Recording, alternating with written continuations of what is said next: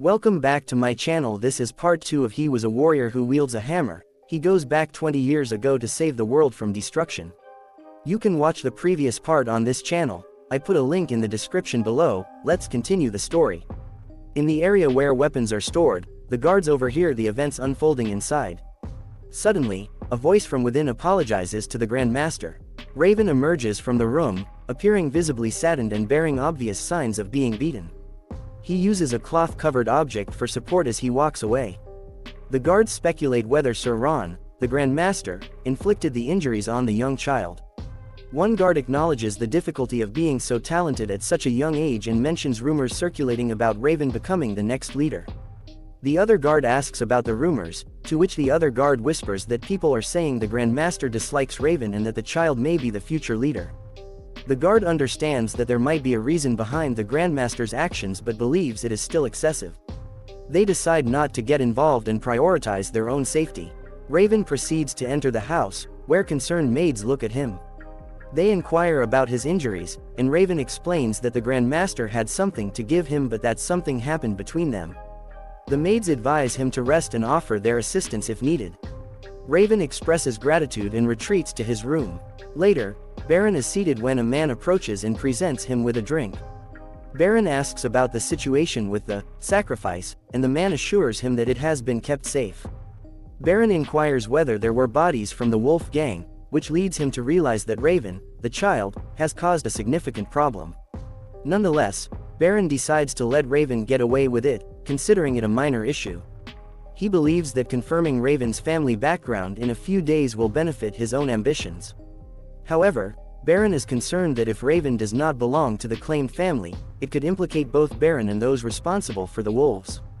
Nevertheless, Baron is confident in Raven's behavior, speech, and knowledge, believing that the child comes from a respected family. Baron contemplates the likelihood of a child defeating a knight solely based on their skill and speculates that Raven must have learned a special technique from his family. Baron also notes that Raven's black hair and eyes serve as strong evidence of his origins.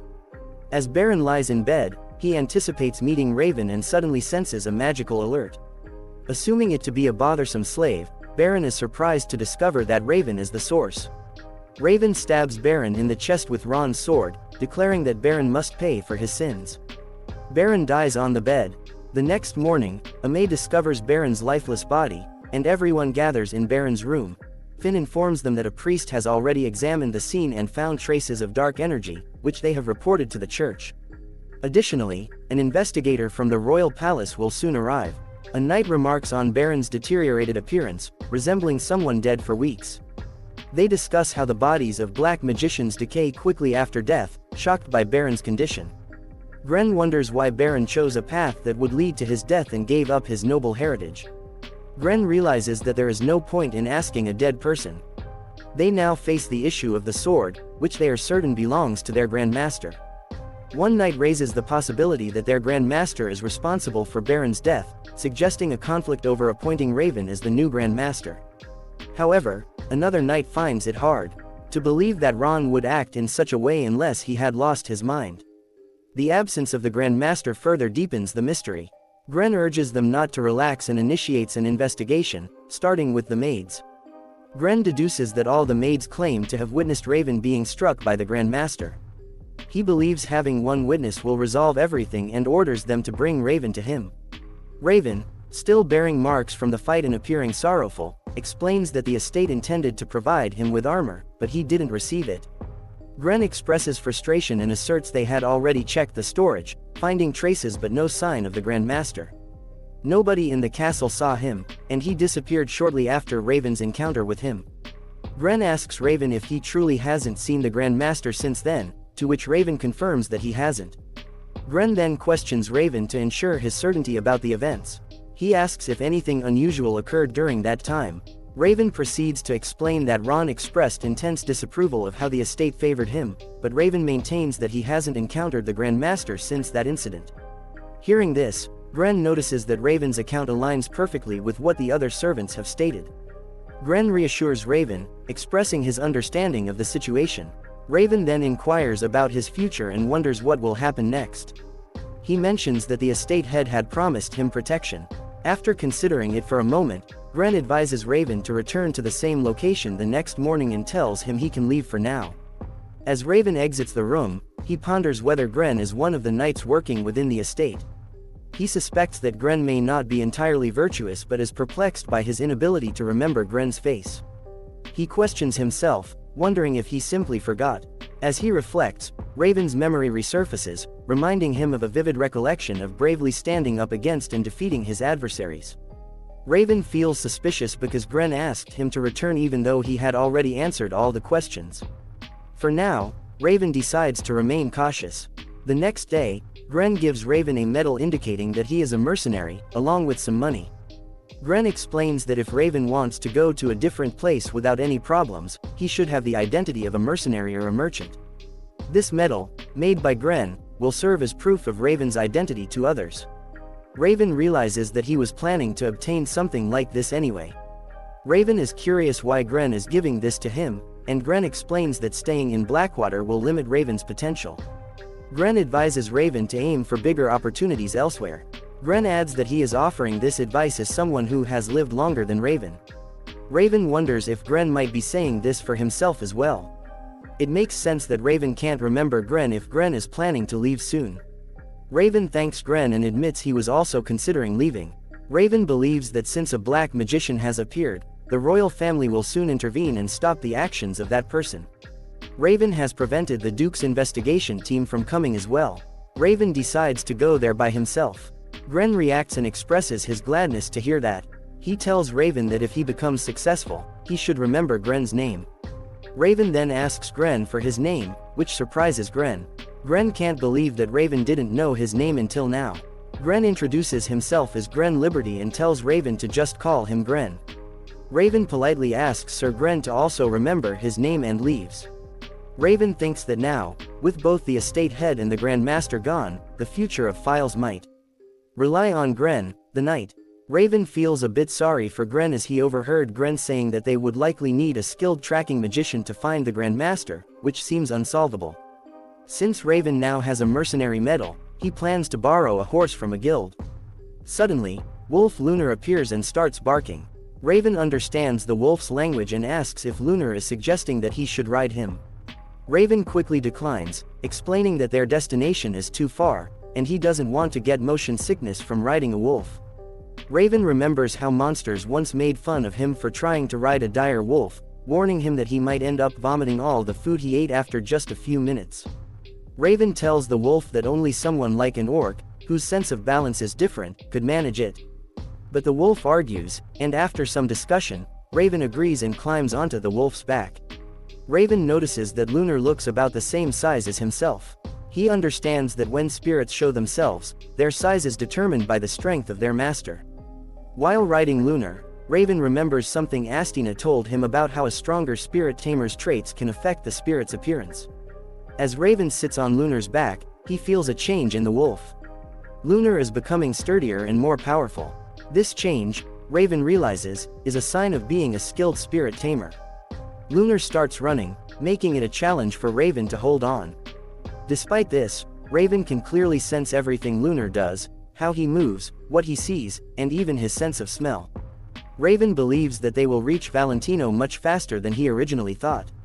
He even considers that they might be able to travel to places farther away, like Karun, where the first disaster is predicted to happen. In Raven's previous life, disasters struck one after another across the whole land, weakening humanity's strength and anticipating the arrival of the Demon King's army. It all began with the disappearance of Karan's relic. In this life, Raven is determined to prevent the disaster from happening again. The 7 sacred objects given to humanity, known as the relics, were meant to be a last resort, but they were all taken in his past life. Now, Raven is resolved to grow stronger as he faces these disasters so that humanity can stand strong against the Demon King's army. After visiting the Duke, Raven plans to head to Karun, where the first disaster is predicted to occur. Meanwhile, an investigation team from the Imperial family is sent to look into the matter in files. People read about the estate head's assassination in the newspapers, and there's a rumor that Baron might have been a black magician. People are cautious and choose to stay inside their houses just in case anything happens. A dark figure appears, emitting black smoke, and the guards outside Baron's house confront it. However, The figure easily incapacitates them with a simple gesture. Gren notices this and prepares his sword, demanding to know the figure's identity. The figure claims to have something to ask and wants Gren to provide information about the situation surrounding the estate head's assassination. Under some sort of magic, Gren starts revealing everything he knows. The figure then asks about the location of the estate head's body, which Gren explains was placed in his bedroom following the request of the Empire's investigators. The figure instructs Gren to wake up in an hour and disappears. After an hour, Gren wakes up and realizes he might have fallen asleep. A servant informs Gren that there's a problem, the estate head's body has disappeared. This is an important clue related to black magic. In the forest near File's castle, someone wielding Ron's sword realizes that its owner is already dead and suspects that the black-haired kid who disappeared after the incident is responsible. This person decides to make Raven suffer for interfering with their plans. Meanwhile, Raven finds himself amidst a large crowd of people outside the west gate of Lucentia Castle, with many heading towards Valencia. He realizes that if that person takes action, things might get complicated.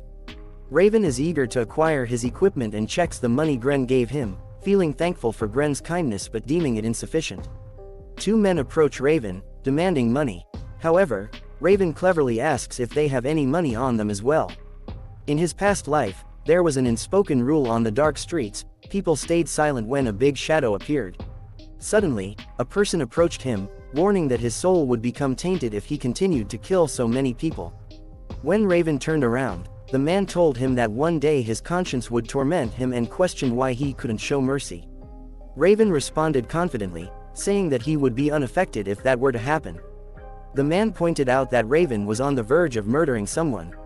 In response, Raven clarified that he had never actually killed anyone, surprising the priest with this revelation. Raven explained that he was merely eliminating what he considered to be human trash. Returning to reality, Raven effortlessly defeated the two men who had planned to rob him. Onlookers were astonished as he effortlessly took down the notorious Rufus gang, known for their strength comparable to knights. Seeing the two men trembling, Raven sarcastically remarked that he didn't realize knights were so weak, given their reputation for strength. This further angered the two men, who charged at him with swords. Raven swiftly threw his wallet, striking one of the men in the face and sending him flying backward into his companion. The man at the back was shocked as he watched Raven approach, delivering a powerful kick to his face and sending him crashing into the other gang members. With all the men lying on the ground, Raven retrieved their wallets, remarking with a smirk that at least they had a hefty sum of money. The man warned Raven that their boss wouldn't let him get away with this. Ignoring the threat, Raven chuckled at the sight of the money, confident that he had acquired a substantial haul. Raven then proceeds to buy armor made from the leather of an iron bull from Mount Nambu. Outside the shop, two men discuss their inability to get close to someone beautiful, and Raven wonders if there is a special event happening. The seller informs him that the Princess of Valencia is going to patrol the streets. Raven remembers the lessons he learned about affection and hope from Irena and the princess, respectively, which helped him in his escape from invaders. Raven wonders if both of them will later play a significant role in changing his life. If the princess recognizes and approves of Raven's existence, it will serve as evidence that he has lived according to her expectations. Raven recalls a previous encounter with the princess in his past life, where she referred to him as tiny. However, she later realized that he had grown bigger and declared that he was no longer small enough to be called by that name. Now, Raven speculates that she may have forgotten about him since they are meeting again so soon. Nevertheless, he believes that she will remember him in this life. As a result, Raven decides that he will ask her for a favor, specifically to help him meet the Sword Emperor. Edmund guides the princess around the city, highlighting its notable features, such as the largest market. However, the princess expresses disinterest in trade and business and instead expresses a desire to visit the slums. This surprises Edmund, and he questions her motives for wanting to go there. The princess explains that she wants to observe the living conditions of the people who are part of her land. Edmund agrees to accompany her to the slums. The princess ponders why Edmund is taken aback by her request, considering that he should have been trained to understand such matters. She recalls her father's teachings about caring for those who are struggling the most to improve their lives and benefit the country. The princess wonders if her father's behavior is unusual, as he practices what he learns. However, She realizes that her life will soon be constrained when her fiancé is chosen and announced, limiting her freedom. She contemplates seeking solace in a temple and serving there, as the call to love and serve at the temple has been present for a long time. However, she understands that her father would be saddened by her growing old and lonely if she were to choose that path. Suddenly, Raven approaches her, and she wonders why a child is present. Edmund asks his guards about the child's identity and origin. The princess instructs Raven to leave immediately. However, Raven presents a ring that the princess had given him, claiming that she had instructed him to find her. He explains that it took some time, but he is now here, just as she desired. Upon seeing the ring, the princess confirms that it is indeed hers but expresses confusion as she had given it to a child from the slums. The guards surround Raven, their weapons at the ready, and demand an explanation. Aware that it may be too soon to meet the princess, Raven acknowledges the difficulty of believing his story but insists that he is the same child from before. He points out that he is the only one in the land of Files with black hair and possibly the only one in the entire region. The princess remains perplexed, stating that he appeared much poorer and weaker before and couldn't speak as he does now. Raven recollects that it was due to the influence of the wolf. The princess clarifies that the child in the slums was much smaller and pitiable but cute. At this point, Raven formulates an idea and presents Lunar, the wolf, to the princess. She affectionately embraces Lunar, remarking on its incredible cuteness. The guards inform her that Lunar is cute but is, in fact, the spirit of a stranger. The princess continues to cuddle Lunar, mentioning that she heard that spirits only bond with those with pure hearts. Raven smirks, acknowledging the truth of this statement. A guard notices that Raven possesses real weapons and a spirit. The princess inquires about the spirit's name, and Raven reveals that he named it Lunar Wolf, signifying a wolf that appears in the moonlight. The guard acknowledges that Raven also knows languages from the east. The princess finds the name appealing and comments that she didn't expect Raven to change so much in just a few months. She recalls that Raven seemed much younger than 10 years old back then and notes that his name also meant small or something similar. Raven corrects her, stating that his name is Raven, and he recently turned 13. He explains that after learning mana, he started growing faster. The princess realizes that his name indeed referred to his small stature. Guard Vivian then asks Raven about his true identity, speculating if he is some kind of demi-human. Vivian apologizes for her brusque questioning in front of the princess but asserts that her duty is to ensure the princess's safety. Edmund finds Raven suspicious and suggests keeping him away from the princess. Raven asserts that he will not force others to believe him and mentions that the princess instructed him to seek help whenever he needed it.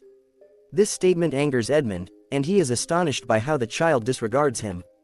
The princess acknowledges that she did, indeed, make the statement and asks Raven if he requires her assistance.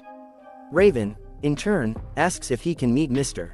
Odin von Valentia, the Sword Emperor. This revelation shocks Vivian, prompting her to call Raven crazy for making such a request. Raven questions the princess, asking if she truly believes he could harm Mr. Odin von Valentia, the Sword Emperor. Considering that Mr. Odin von Valentia, one of the 7 superhumans of the continent, known as the Sword Emperor, possessing aura and the power of destruction. The princess laughs at the nickname, Sword Emperor, and mentions that even her father would feel embarrassed to hear it. She explains that her father was recognized as one of the 7 greatest knights on the continent, but she wasn't aware he was this famous even in the countryside. This realization brings relief to Raven, as the princess's reaction is positive. He clarifies that he wants to inform Mr. Odin von Valentia about the recent incident in Files, as someone who experienced it firsthand. Later, inside the princess's room, Vivian informs her about everything Raven shared, and the princess asks if there's anything else he told her that she's keeping from her. Vivian explains that there isn't anything more, as Raven only mentioned the estate head in Files being a black magician and the possibility of someone being behind him. The princess realizes that Raven, as an important witness who experienced this event, wants to meet her father anyway. She decides to go see her father immediately. Vivian asks how long she plans to keep the spirit in her lap and if it's harmful to her in any way. The princess lifts up Lunar and asks if Vivian is referring to the small and cute child. Vivian refrains from looking at it too much, contemplating the word, cute. The princess then asks Vivian about Raven's whereabouts, but Vivian is unsure and explains that Sir Edmund said he had some business with Raven and took him away. This news startles Lunar, and he runs off. Edmund takes Raven to a secluded location to have a proper conversation.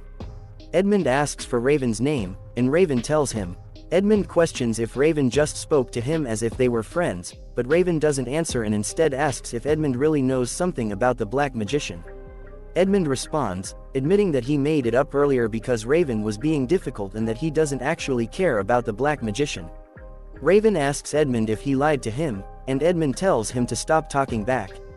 In response, Raven calls Edmund illiterate, which angers him. Edmund attempts to slap Raven while asking if he has any manners, but Raven stops the slap by grabbing Edmund's hand. This infuriates Edmund, who demands to know how Raven dares to block him. Raven twists Edmund's hand, causing him to scream in pain. Edmund warns Raven that if he continues to act impolitely, he will report it to the princess. Edmund then questions Raven, asking how dare he use violence against a noble person. Raven finds amusement in the word, noble, and asks what it means. He challenges Edmund, telling him to do whatever he wants but also expressing his desire to see what Edmund is capable of. Raven believes Edmund called him for a reason. Edmund agrees and tells Raven to come with him. Meanwhile, Vivian is riding on her horse and remembers that the princess instructed her to find Raven quickly. Initially assuming the princess was overreacting, Vivian realizes that Edmund has indeed taken the kid to the castle. She hopes she isn't too late to intervene.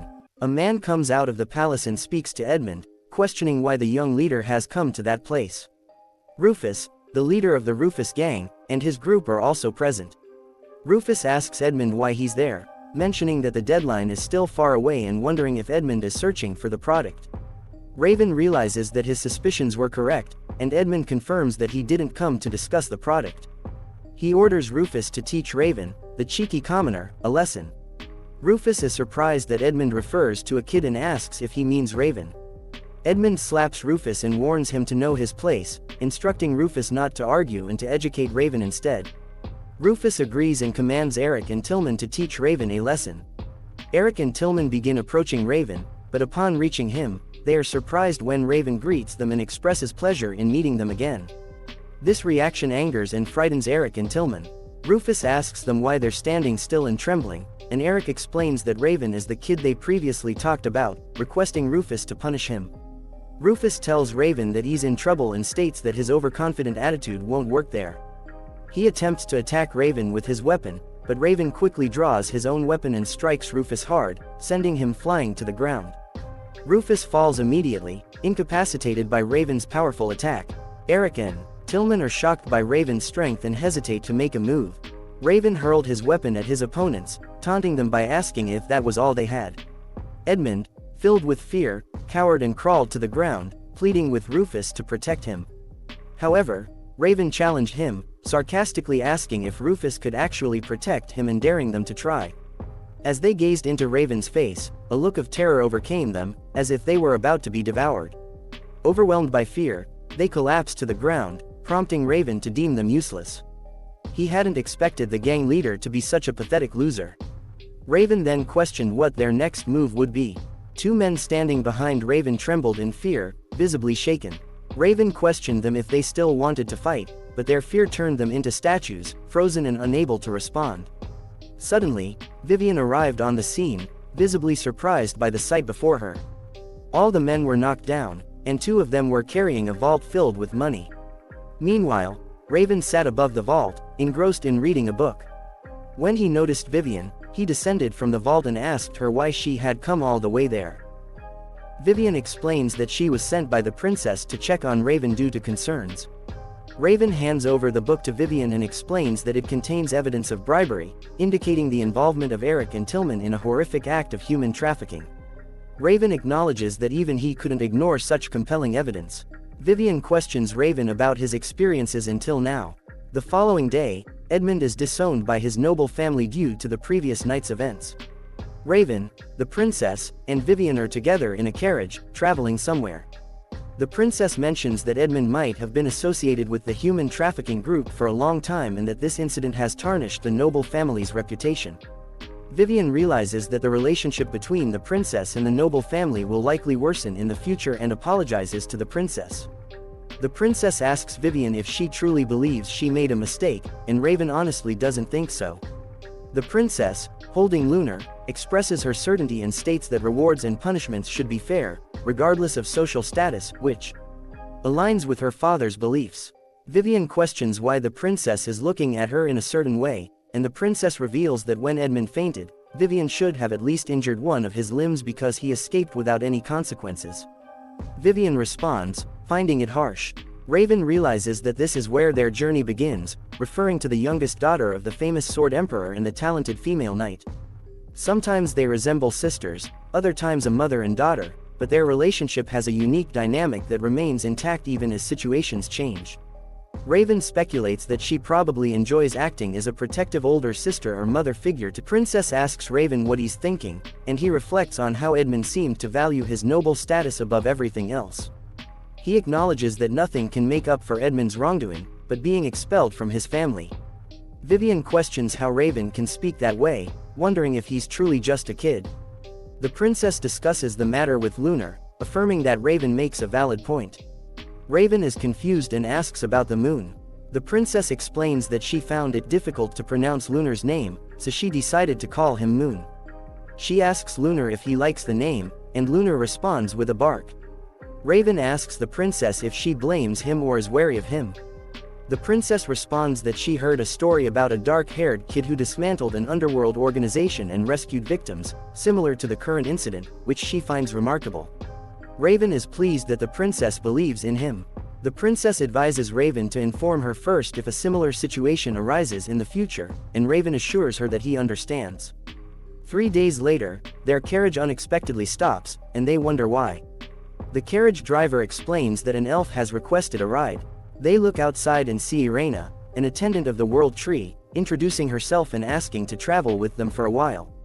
Raven realizes that Irena is a powerful black magician of the Fifth Circle, which surprises him as it's uncommon to see elves in the middle of the Aslan Empire. Elves are typically associated with fairies, known for their beauty, and their kingdom, Elfenheim, is located in the far west of the continent. Elves possess the unique ability to communicate with spirits and are renowned for their purity, virtue, and peaceful nature. The princess inquires about Irena's journey and whether she is heading north to the kingdom of Werbeasts. Irena asks if it's acceptable for her to join the group from the Aslan Empire, acknowledging the historical conflict between the Empire and the kingdom of Werbeasts. The princess considers it not a significant issue but notes that Irena is embarking on a long journey to explore the world and collect stories. The princess acknowledges that she is aware of Irena's goal and asks if Irena is referring to the elite group of elves known as the 11 Knights.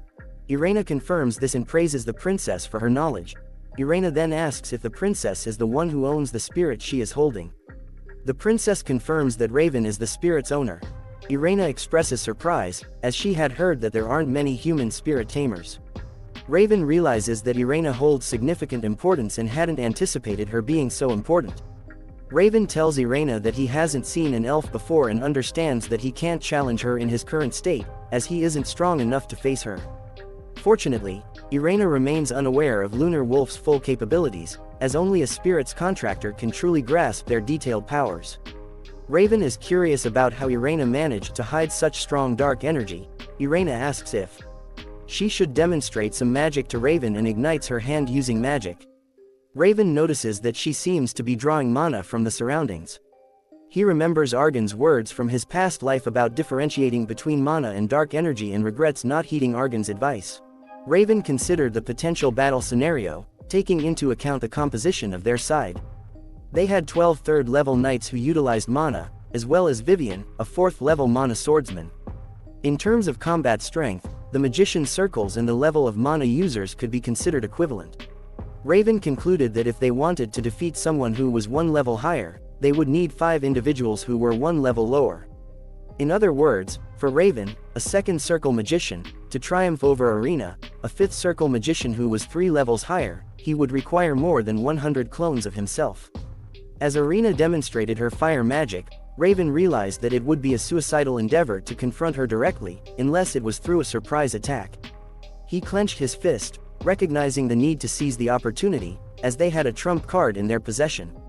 Lunar, who had leapt from the princess's hands, landed on Vivian. The princess speculated that she had tickled Lunar too much, causing it to leave her.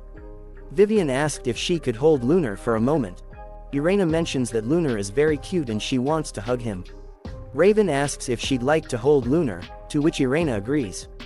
Suddenly, Lunar grows into his large monstrous form and barks at Irena.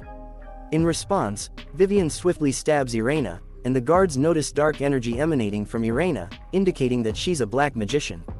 The princess is relieved that she got to see Raven's abilities when they learned that Irena was a high-ranking black magician. Raven suggests teaming up with Vivian, but the princess explains that this could become a big international issue, and she hopes Raven understands her perspective. Raven reminds her about the backup they have from File's estate and the need to act quickly and surprise their enemy. Raven states that he's ready to take the responsibility even if it costs his life. When Lunar hopped into Vivian's hands, he communicated everything to her. Although Vivian managed to stab Irena, she missed her heart, and Irena puts up a protective shield around herself. Vivian commands the guards to prepare for battle and protect the princess. Raven leads the attack on Irena, but she uses a spell to block his attack. Irena is curious how they found out, and Raven explains that he could sense a bad smell. Irena questions if he played a trick on her and starts using powerful magic to make her shield stronger. Then, Raven activates his iron body, which weakens Irena's shield. Due to the strong push, Raven falls back but realizes it was a close call and that he's using his iron body for the first time in this life. Vivian orders the guards to attack Irena since her shield is weaker now, calling her a demon worshipper. Irena curses Vivian, and Raven suggests they join the fight as well. Everyone tries to attack Irena, but they miss because of a protective bubble shield around her. Irena mentions that she initially planned to kill just one person, but now she might as well kill them all. Vivian wonders if she should laugh at Irena's joke, but Raven tells Irena to stop with the nonsense. Both of them try to defeat Irena once again, and Irena gets very angry. Before she can react, Raven launches an attack from above that breaks her shield with a big explosion. Vivian tells her guards to start attacking Irena, and Raven notices that despite the explosion, Irena still seems okay. Irena uses her black magic again to make her shield even stronger, and the shield grows towards the princess. Vivian quickly positions herself between the princess and the shield, protecting her. Vivian tells her guards to wait for a moment as the shield turns into a kind of black magic flame. Raven floats through the flame, thinking it's nice because now he can block the flame completely. This improvement makes Raven's iron body still stronger than it was in his previous life. Raven realizes that they just need to keep attacking as much as they can. His plan is working well as the flame suddenly explodes, and they all fall onto their backs. Irena is sitting there holding her stab wound and without any shield. Riding on his wolf, Raven pursues Irena, confident that his plan is working and that he just needs to launch one final attack. Vivian rushes towards Irena to join the attack, but Irena employs her black magic once again to prevent them from getting closer. Vivian is surprised by Irena's enduring strength. Undeterred, Raven breaks through the blockade and continues his advance towards Irena, using his weapon to deliver a powerful strike. The impact creates a loud explosion. Irena attempts to flee, but Vivian orders her guards to pursue her. Irena calls out to a demon for help, prompting Raven to wonder if she is resorting to the final trick of demon worshippers known as self-immolation, where they sacrifice their bodies to enhance their magic. Irena uses her powers to set everyone ablaze, and they scramble to save themselves. Observing that the guard knights are already exhausted, Raven realizes that a strong attack is needed to swiftly defeat Irena. He informs the princess that they have given Irena enough time, and it's now their turn to strike. The princess closes her eyes and begins a mysterious action, summoning a powerful light spell. She explains that people can gain strength through blessings and hard work called divine power, which grants them a special ability to combat evil. She reveals that some individuals are born naturally strong, known as knights, who undergo rigorous tests. She further mentions that certain holy individuals who remain with their families are called clerics. The guards protecting the princess are amazed as they witness her employing light magic, as they were unaware of her abilities. Even the renowned Sword Emperor appeared apprehensive about her abilities. Raven acknowledges that he has never seen a cleric stronger than Chloe and realizes that Chloe's strength is more than sufficient. Chloe strikes Irena with her summoned light, causing Irena to fall in shock at her defeat. Raven delivers a powerful blow to Irena's head with his weapon, declaring that it's time to end this since everyone else is incapacitated. The princess approaches Raven, urging him not to kill Irena, as they still need to question her. The princess stands beside the fallen Irena, expressing her confusion at not sensing any malevolent energy from her, despite being a cleric. She intends to understand the reason behind these events. Raven encourages her to continue, and the princess contemplates using her special energy to heal Irena. Raven informs her that it is her choice, even if it means ending her life. The princess realizes they may have no other option. Suddenly, Irena's body disintegrates into ashes and black smoke, similar to what happens to dark wizards when they die. The knights approach the princess, expressing amazement that she is indeed a cleric and praising her abilities. The princess admits that her secret is out and feels like she is the one who lost. She then asks Raven if he already knew about her abilities. Raven affirms that he was the only one not surprised by her strong powers. The princess inquires how he discovered her secret, which even her family was unaware of. Raven explains that he cannot provide an explanation at the moment but promises to reveal everything someday. The princess agrees and accepts Raven's response. Surprised by the ease of their conversation, Raven ponders the fact that the Black Wizard targeted him due to his actions prior to their meeting. The princess's reaction surprises him, as she does not perceive the situation as dangerous because of his involvement. She believes it is the duty of someone noble to defeat demon worshippers and takes responsibility for her own lack of strength, stating that if she had died, it would have been her own fault. The princess pats Raven's head, finding his worry about her endearing. Vivian interrupts, playfully squeezing Raven's cheeks and remarking that kids his age usually dislike being called cute. The princess interrupts their banter, emphasizing that discussing such matters is not important at the moment. She needs to inform her father about the events involving Irena as soon as possible and make a report in the nearest city. They now stand at the Thiven front gate, and Raven realizes that while he knew the Sword Emperor loved his daughter dearly, this turn of events is unexpected. The princess becomes embarrassed and questions why her father had to do something like this. The guard knights, along with Raven, gaze ahead in awe, recognizing the approaching Blue Wing Knight troop is highly skilled and the best in the country. The leader of the Blue Wing Knight troop, known for their speed, removes his helmet and kneels before the princess. He introduces himself as Garen Clemen, the vice leader of the Blue Wing Knight troop, accompanied by 104 other knights. Garen expresses gratitude for the princess's well-being and assures her that they will follow her orders. The princess thanks Garen and instructs all the knights to stand. Garen complies and mentions that her father has been deeply concerned about her, which is why they were sent to greet her. The princess questions the necessity of the Blue Wing Knight troop's presence, stating that she had already assured her father of her safety.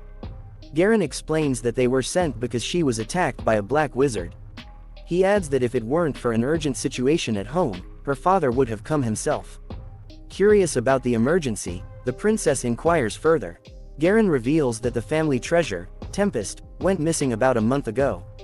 This news surprises the princess, and she confirms that it is the artifact her father usually carried with him. Garen explains that the treasure disappeared when her father woke up one day. The princess becomes fixated on the word, Tempest, and asks about the vanished family treasure, wondering if it holds significant power. She shares her suspicion that it might be an incredible artifact, although only the head of the family knows the secret. Raven, overhearing the conversation, suggests that he knows why the treasure disappeared and requests a meeting with the princess's father to reveal everything. The group embarks on their journey, with Garen leading the way, pondering how a young child like Raven could possess such knowledge. Garen asks one of the guard knights about the child, referring to Raven. The knight confirms that Raven is indeed exceptional and played a significant role in defeating the black magic. Garen is amazed that someone so young possesses such remarkable skills, surpassing even the expertise of the 7 greatest knights. He wonders if Raven is a genius but corrects himself, calling him a monster. Garen's excitement about supporting and nurturing the talented Raven is interrupted by the realization that Raven is the same person who sent a letter from Files. Recognizing the rarity of the name Raven, Garen is certain that the child inside the carriage is the one they are referring to, alongside the princess and Vivian. As they travel, the princess notices beautiful lilac fields outside the window and leans forward to get a better look.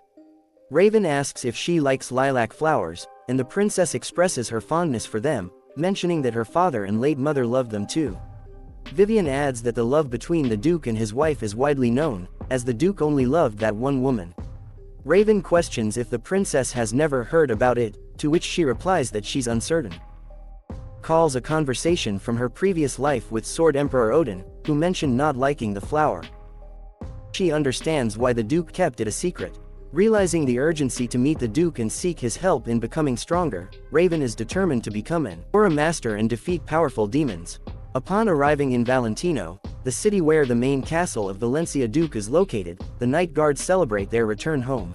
Chloe inquired if Raven had ever been to Valentino, to which he responded that it was his first time experiencing it in this existence.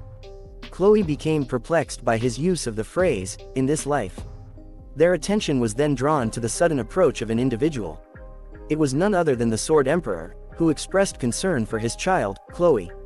Raven was taken aback by the unexpected presence of the Sword Emperor in this particular lifetime. The Duke approaches Chloe, filled with tears of joy and wanting to embrace her, but she evades his hug, mindful of the public setting. The princess reminds her father of the need to maintain his dignity and requests an apology to the knights who might have been bothered by the scene. The Duke clears his throat and expresses his gratitude to everyone for their invaluable assistance in ensuring Chloe's safe return. He acknowledges that he wants to show his appreciation not just as the leader of Valentina but also as a father. He announces that he has arranged a party for everyone to enjoy, and there is unanimous agreement. Turning his attention to the princess, the Duke inquires about the young boy named Raven. To his surprise, he realizes that he doesn't know who Raven is. The princess explains that she had previously informed the Duke about Raven, emphasizing that Raven is the key witness in the incident involving the Black Magician. Apologizing for his forgetfulness, the Duke explains that recent stressful matters have occupied his mind. Raven takes the opportunity to inform the Duke that he wishes to discuss something concerning the missing Tempest. This revelation causes concern among the gathered individuals. Raven's boldness surprises the Duke, who activates his soul pressure. Reacting quickly, Raven jumps back to protect himself and smirks, recognizing that even the Sword Emperor has much to learn. Raven marvels at the fact that the Duke, as the Sword Emperor, possesses skills only comparable to an aura user. He draws a comparison to Astina, one of the 7 greatest knights, who has already surpassed aura and become an aura exceeder. Additionally, Raven believes that Jirik is also nearing the level of an aura exceeder. Raven easily withstands the intimidation from the Duke's soul pressure, thanks to the soul strength acquired from his previous life. He asks the Duke if it would be appropriate to discuss matters here. The princess explains to her father that Raven is still young and sometimes acts without thinking. However, the Duke disagrees, stating that an ignorant person wouldn't exhibit such behavior. He decides to have a conversation with Raven in his office. In his office, the Duke asks Raven if he possesses any information regarding the disappearance of Tempest. Confirming his knowledge, Raven suggests that his speculations might be accurate. The Duke encourages Raven to share what he knows. Raven begins by mentioning that the word, Tempest, signifies time or opportunity from ancient times, as the treasure vanished a month ago. He wonders if it possessed the power to turn back time. The Duke asks Raven to elaborate on his statement. Raven proceeds to recount a future disaster that will occur 20 years later, revealing the entire story. The Duke finds the story too convincing to be fabricated by a child. He points out that Raven even knows the names of the first hammer of the dwarves, the guardian of the world tree, and the great warrior of the orc tribe. Raven explains that these individuals were his friends who aided him. The Duke chuckles and questions if Raven is referring to the formidable enemies the Duke has been facing for some time. The Duke elucidates that the word, Tempest, represents an opportunity or chance obtained by sacrificing the life of a powerful individual. Only one person can be sent back to the past, and descendants must exercise great caution when utilizing this power. These words have been passed down along with the family treasure. However, the Duke admits that he never truly believed in them. After hearing Raven's story, though, he starts considering the possibility of their veracity. Nonetheless, he expresses skepticism about his own decision-making, pondering why Raven was sent back instead of himself, especially if he possessed the ability to use his knowledge and power from his past life to prepare humanity for the battle against the Demon King's army. Raven explains that only the future Duke would have been aware of these matters, inquiring if the Duke made promises to save his talents and other things, dismissing them as nonsense. Raven had suspected that the Duke might have become somewhat eccentric with age. The Duke clarifies that it was because he didn't know how far back in time one could go. Raven questions if the Duke used the power on him because of this uncertainty. Leaning back, the Duke acknowledges that he couldn't be certain since he had never used the power before. He mentions the saying that one goes back to a time when their soul is deeply wounded. It seems that Raven returned to the past when he began comprehending things. The future Duke must have anticipated that Raven would come back to this specific time. Realizing this, Raven understands why he was sent back to the day his sister died. Observing Raven's expression, the Duke asks if he said something that upset him. Raven clenches his fists but reassures the Duke that he didn't upset him. Relaxing his hands, Raven explains that it's not the Duke's fault. He decides to be grateful for the opportunity to see his sister one last time. The Duke reveals that there is one more thing he wants to confirm. Raven eagerly asks what it is.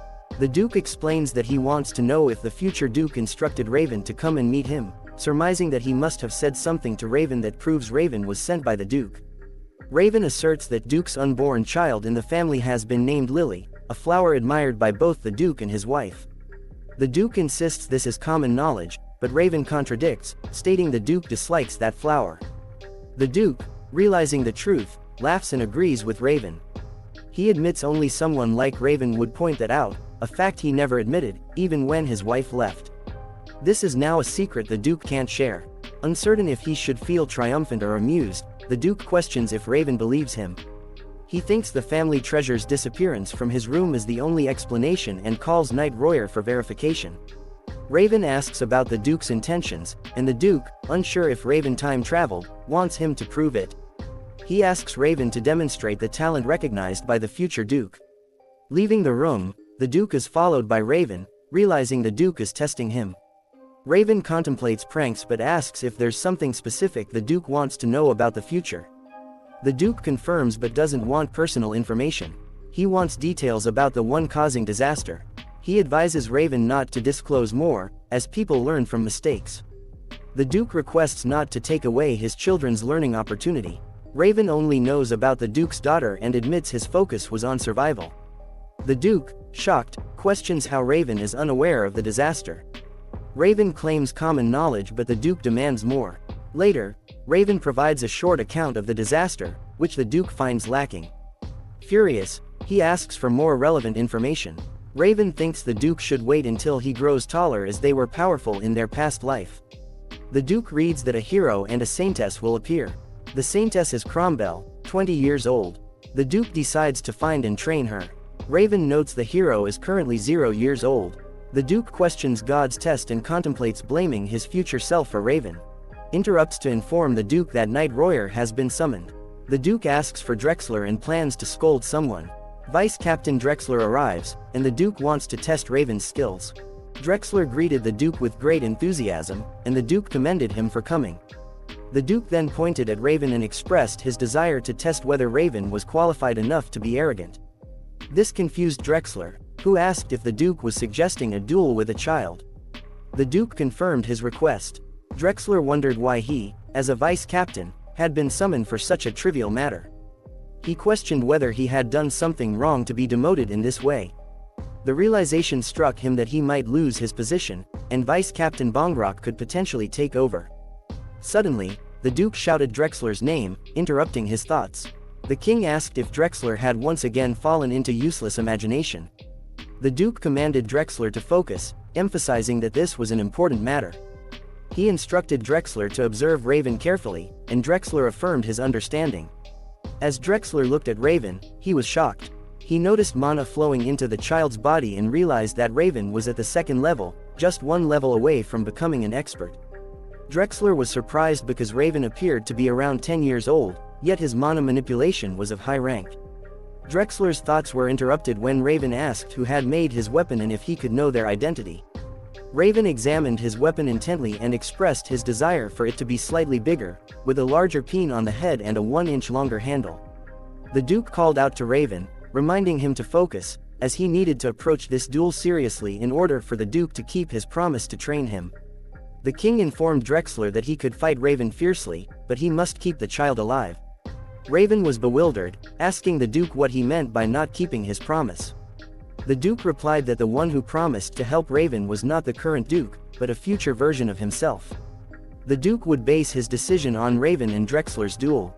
Raven was perplexed, wondering if he was actually supposed to defeat Drexler. The Duke clarified that he did not expect that outcome. The Duke raised his finger, explaining that if Raven managed to inflict even a single wound on Drexler, he would consider it as Raven's victory. Determined and confident, Raven assured the Duke that he would remember his words. Raven and Drexler faced each other in the center of the Colosseum.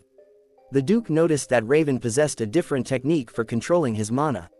He was certain that Raven had devised that technique himself and considered him a genius. The Duke watched attentively, considering that if Raven truly had future experience, the future version of the Duke might become an aura master after surpassing his limits. He wondered why, in that future, he had decided to send Raven to the past instead of going himself. There must be something more than talent in Raven. The Duke contemplated what the future version of himself had seen in this child. Finally, the Duke announced that they should fight with all their might. Raven summoned Lunar Wolf and mounted the creature, declaring that if Drexler wouldn't come to him, he would go to Drexler. Together, Raven and Lunar Wolf charged at Drexler. Drexler smiled, acknowledging that Raven was a spirit tamer, but he believed it to be useless. Drexler swung his hammer, but Raven and Lunar Wolf jumped to avoid the attack. Drexler was surprised that they managed to dodge. Raven infused his weapon with mana and struck Drexler's shoulder, swiftly moving behind him. However, the attack didn't penetrate Drexler's armor. Raven realized that Drexler specialized not only in offense but also in defense. As the fight continued, Drexler found it to be an interesting battle.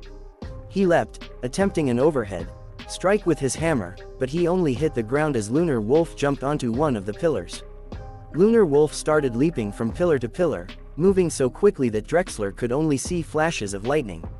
In response, Drexler infused his weapon with mana and smashed the ground, destroying the pillar. However, Raven and Lunar Wolf evaded the danger by jumping away. Suddenly, Raven sensed imminent danger.